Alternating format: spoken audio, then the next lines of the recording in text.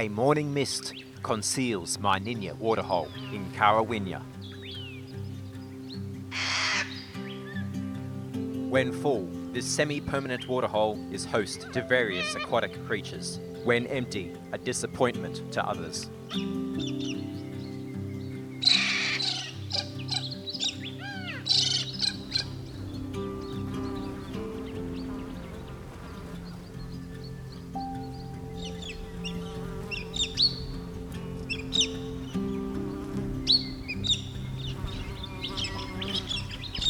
The Myninya bush campgrounds are the remotest campgrounds in the park. There are several sites to choose from, which run along part of the waterhole. Just come on in, pick a spot you like, and set up for a beautiful bush experience. Myninya is the only campsite in the park where off-road caravans are not recommended, but camper trailers are still suitable.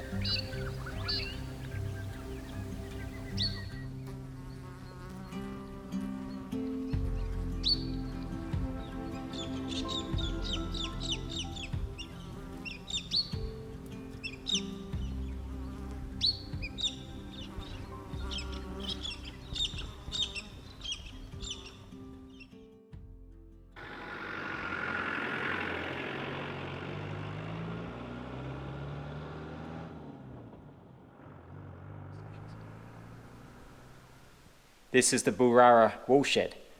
You've got all the shearing stations here. The motor turns the rod, and all these different little stations can be activated with the shears on the end. It would have been really loud in here. You can hear the echo. Just all those sheep and the noise and machinery.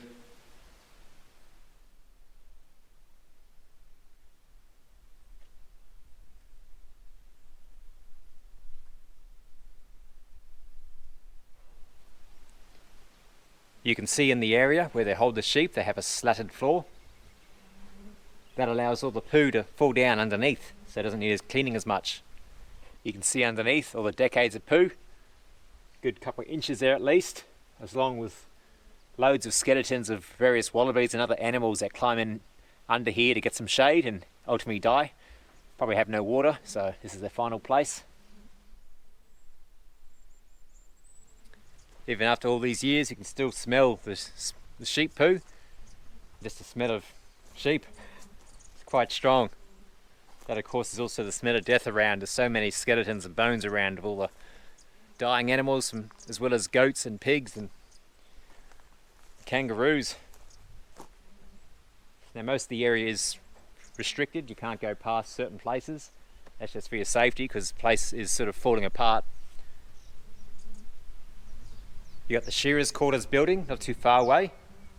About 10 rooms, all very simple, but I guess that's all you need really if you're coming and going during sheep shearing season. All the buildings are prohibited to go inside just for your safety, as again they're all falling apart. They were probably abandoned since whenever the park was acquired. Well, here you've got the toilet and shower block for the accommodation. The original outhouse before the toilet block was made, I'd say.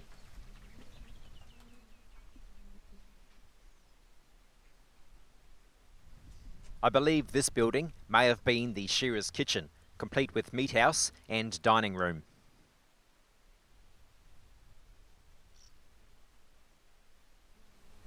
Here's the mangled Comet windmill and the bore, which is probably where they got all the water source from for the whole area.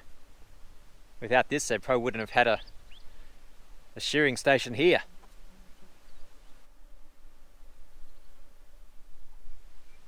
There's a second shearer's quarters over here, and this was probably another kitchen area. We've got this beautiful, the younger cast iron oven,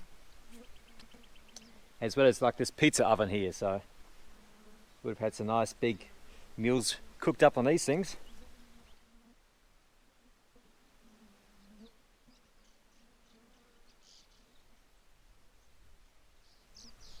All very basic, 16 rooms here. Just corrugated iron and concrete floor, but it's got this mosquito mesh on the outside, or fly mesh. Here's something I haven't seen before, fuel powered fridges. They got a little fuel tank by the looks of it at the bottom with the fuel gauge. That must keep the fridges running. Although they do have electricity out here, maybe these are separate for this quarters. Yeah. Old technology, you don't see many more. Yet another accommodation. This one only has 3 rooms. So who knows, maybe these people were more important. Bigger rooms, wooden floors. And then a good distance back from the accommodation, there's the outhouses, 4 loos with just a fly mesh screen front. So I guess you can all watch each other poo.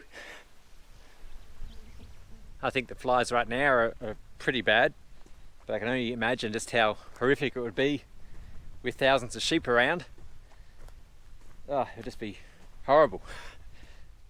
Well, that was a good couple of hours of exploring. It was nice to see how they live and work out here, but I know I wouldn't be able to do it. It'd just be too much hard yakka, too much heat, flies, smell, enough to drive a man to drink.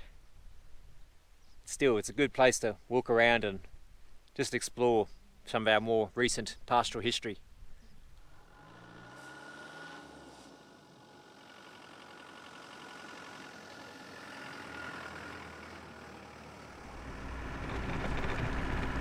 I'm going on a drive on the Werewilka Circuit. It's a small circuit.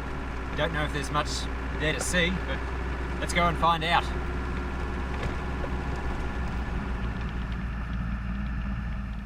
Take a look at this skull I found. I'm pretty sure it's a cow, but not 100% certain.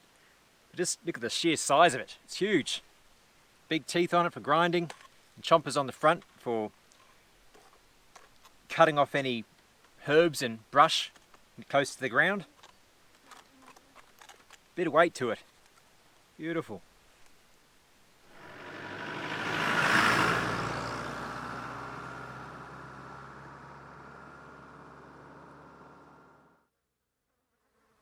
I've pulled up at this flat and saw this incredible shiny glossy coating and all this mud here that's all dried out. It's just so bright and shiny. It's almost like it's still wet. Parts of it on the edge are still damp, but everything else is this glossy dry coat. Let's look at it. Unlike anything else around the area.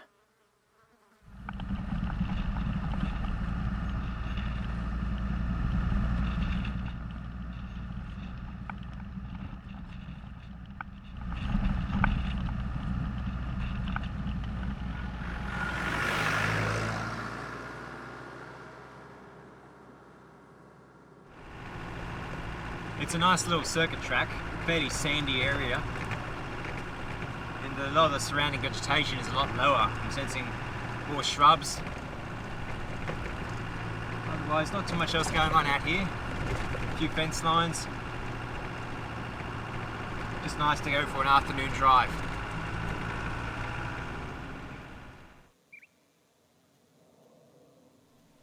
I'm still on the circuit track, currently on the old Taminga Hungerford Road.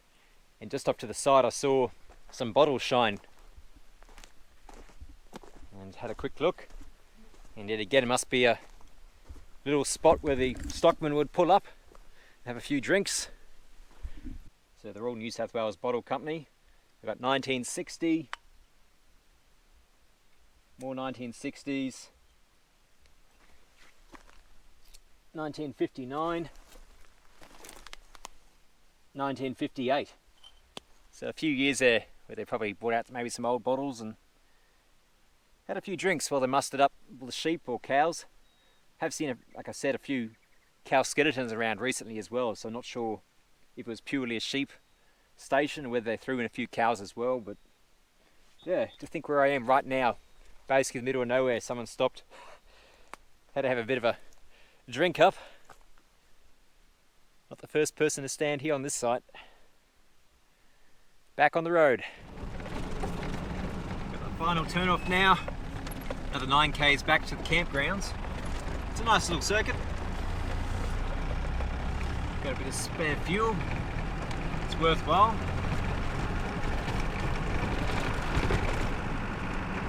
All the tracks are in pretty good condition, so there's no reason you can't.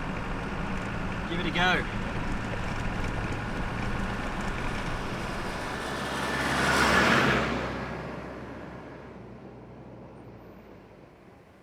Look what I spotted just on the side of the road. It's another bowerbird's nest. It's got a various collection of odds and ends, so let's take a closer look and see what this busy bird's been up to. Glass makes up the dominant decoration, and again there's at least 4 rifle cartridges. It's like, where does it find those in all this country? It finds brass shell and collects it and brings it all the way here.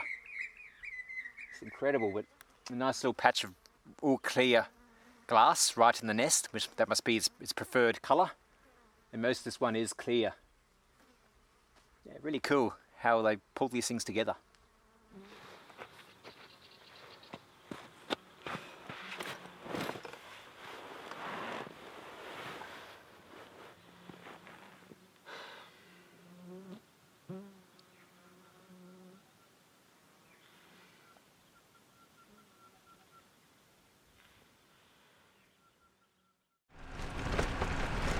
I'm on my way now to the Currawinya Woolshed and our Waterhole, the last campsite I need to go to. This is day 10 of my trip. I'm going to have to extend a few more nights because I still have to go visit the 2 lakes. But otherwise it's been a really great adventure. I don't like to travel too fast, so I'm just taking my time, 2 days in each place. But it's a pretty big park, so there's a lot to see. I don't like to rush myself. So I'll head out here, take a look around, and then the next few days I'll take out a trip to the lakes and see what kind of bird life's around.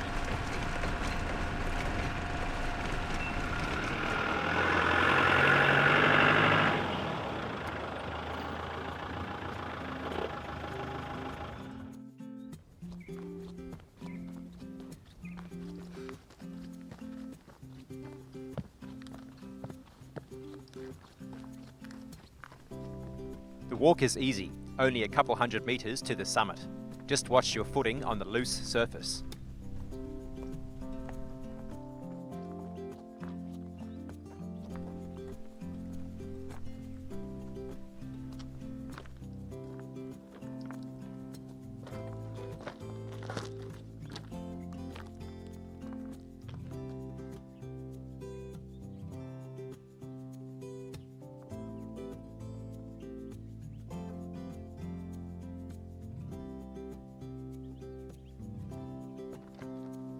Budjiti lookout, just incredible.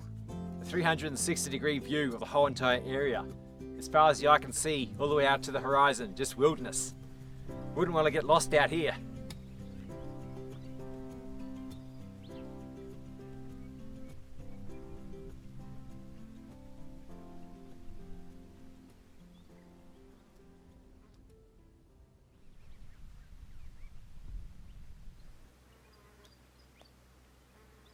I'm at the Granites, which is a short bushwalk up to a granite outcrop. Let's go take a look.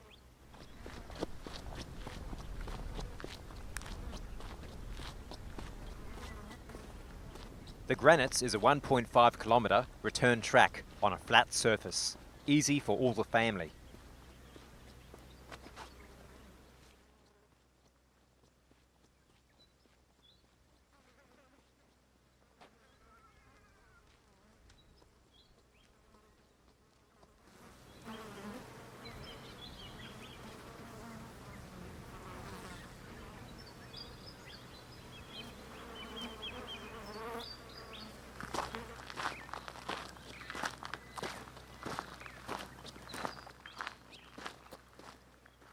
It's asked by the traditional owners of this land that you don't climb on the granites, but just come along and admire the view. Ain't it beautiful? Something quite different than the rest of the landscape. I haven't seen this yet. The large actual granite boulders and a bit of doming. Otherwise the rest of the landscape's pretty harsh and rocky, broken up. But it's nice to see something like this. It's a bit different. Looks like I might have a bit of a loop here to do.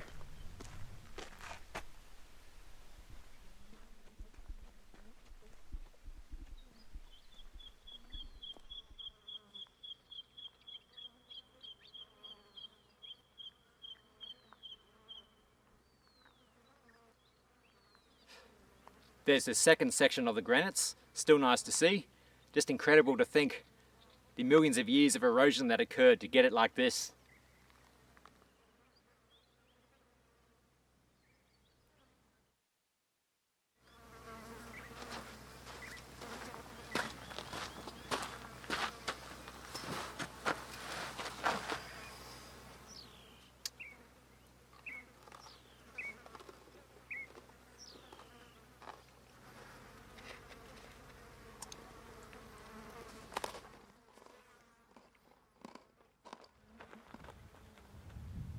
Just look at the size of this giant portable steam engine.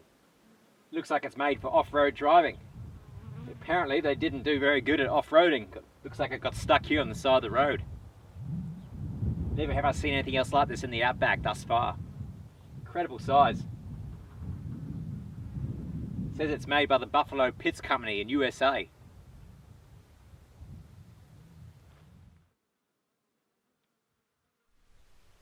They've got this main belt drive here for accessories. The belts go on and that powers other equipment like pumps or saws.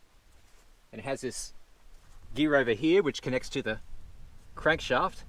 That powers this one, which comes down into this main big one, which somehow connects in over here and then joins to the one that's connected onto the wheel itself. So it has basically two-wheel drive in the rear. It does seem to have something else on the front as well, but not sure how that connected in. People have been taking things off it over the years by the looks of it. But it would appear that they were trying to drive it down this bank and then never made it. On the wheel, people have been taking steel, cutting it off for other uses. That's interesting, bit of bush ingenuity again. You've got some scrap steel lying around. You can use it, but I bet this would have been a big loss if it did actually get bogged here and they had to abandon it. I don't know what you'd have available back in the day to take something this out of a bog, maybe some big lorries or trucks, but even then there's a lot of intense weight here.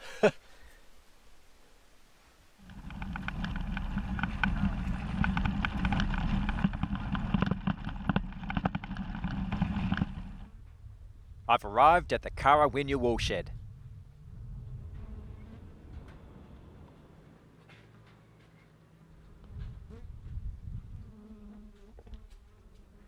There's a display on site about the bilbies and the measures that have been taken to attempt to reintroduce them onto the land. Currawinya is home to a 25 square kilometre area surrounded by 20 kilometres of fence line which look just like this. It's the bilby fence, and inside have been released bilbies to get them back on the country.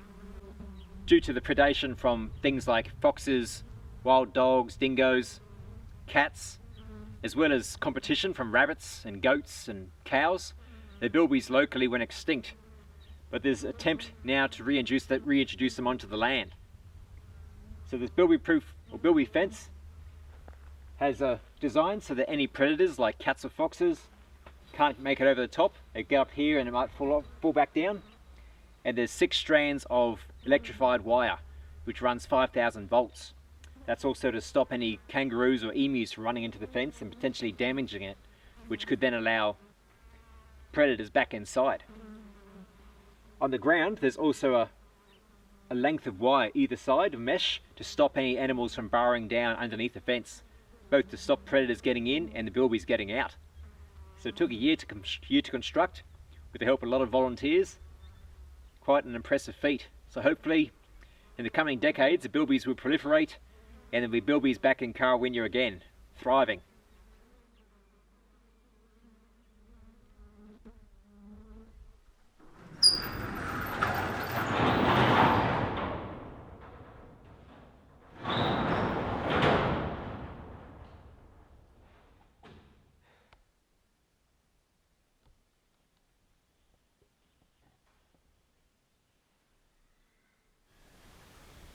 The Currawinya Woolshed is one of the best preserved traditional woolsheds I've come across to date. Everything is present that you need to begin shearing sheep again.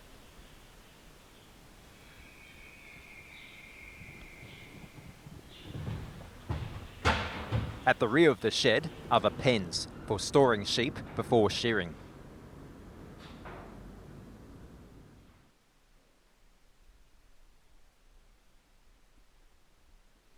Here's an early motor for driving the shears. This was probably the original they used up until they upgraded to electricity, and then probably kept as an emergency backup when electricity failed. This is where all the action takes place. Behind these double doors are where all the sheep are stored. The shearer comes in, drags one out, shears it all. The sheep gets thrown back down the chute outside. The fleece gets spread out on the sorting table and graded, and then from there it gets dumped into one of these vats and then compressed into a big rectangle, and then it's shipped out. A simple little system. This is the compressor where all the water is dumped into, and then it's compressed down into the cube, and then it gets put on the scales and weighed. Once it's got the weight, they can ship it out.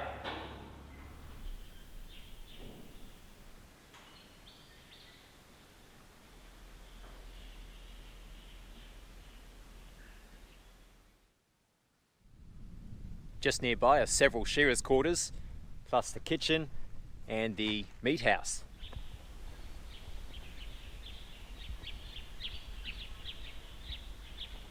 If you've enjoyed this video and would like to help support the creation of more videos and see behind the scenes and bonus content, join me on Patreon. Click on the Patreon button on the site now. Thanks for watching.